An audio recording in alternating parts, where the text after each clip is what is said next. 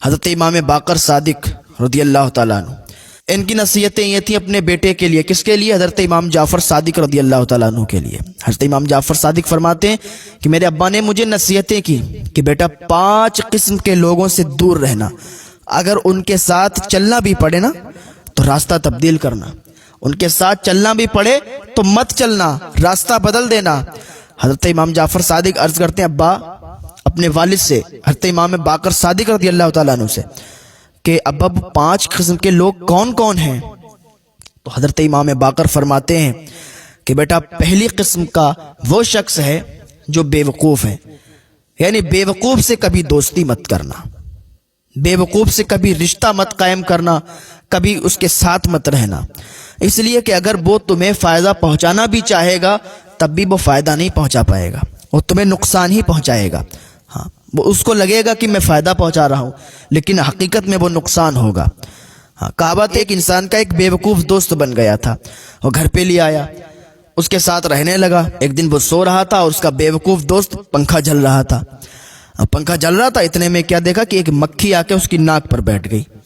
اب اس نے مکھی کو ہٹایا، وہ اڑ گئی، پھر آ کے پھر بیٹھ گئی، پھر اس کو اڑایا، پھر اڑ گئی، پھر بیٹھ گئی. اس کو غصہ آ گیا کہ یار میں اس کو ہٹا رہا ہوں، یہ پھر آ کے بیٹھ جا رہی ہے. وہ تھا بے وقوف. اس نے کیا کیا؟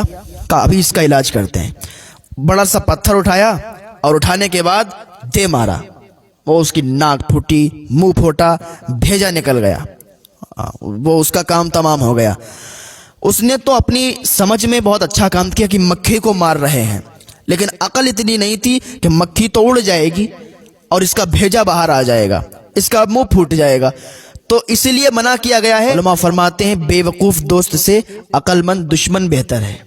تو حضرت امام باقر رضی اللہ تعالیٰ عنہ نے فرمایا بیٹا بے وقوف کے ساتھ کبھی دوستی مت کرنا.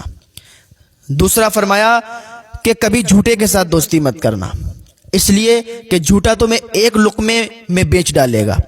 وہ دور کو قریب اور قریب کو دور بتائے گا، جس سے تمہیں صحیح حقیقت کا پتہ نہیں چل پائے گا. تو کبھی بھی جھوٹے سے دوستی مت کرنا.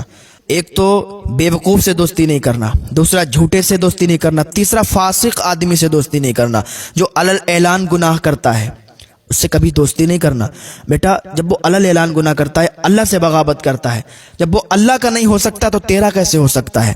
بیٹا اس سے کبھی دوستی نہیں کرنا. اور فرمایا چوتھا بخیل، بخیل آدمی سے کبھی دوستی نہیں کرنا.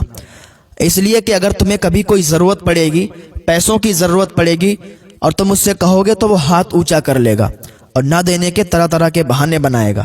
تو بخیل آدمی سے کبھی دوستی نہیں کرنا. بخیل اللہ سے دور، جنت سے دور، لوگوں سے دور، اور سخی اللہ سے قریب، جنت سے قریب، لوگوں سے قریب. ہاں، علماء فرماتے ہیں کہ بخیل وہ ہے جو خود کھائے اور دوسروں کو نہ کھلائے، سخی وہ ہے جو خود بھی کھائے اور دوسروں کو بھی کھلائے، اور جود وہ ہے جو خود بھوکا رہے اور دوسروں کو کھلائے. تو میرے آقا صلی اللہ تعالیٰ علیہ وسلم کے جود و کرم کا کیا کہنا. اعلیٰ حضرت فرماتے ہیں واہ کیا جود و کرم ہے شہ بتہا تیرا، نہیں سنتا ہی نہیں مانگنے والا تیرا. پانچواں وہ شخص کہ جو جلدی رشتہ داری توڑ دیتا ہے. تھوڑی سی بات ہو گئی، رشتہ داری توڑ دی، ذرا سی بات میں رشتہ ناتا سب ختم کر دیتا ہے. تو بیٹے اس سے کبھی دوستی مت کرنا جو جلدی سے رشتہ توڑ دیتا ہو، جلدی رشتہ ناتا ختم کر دیتا ہو.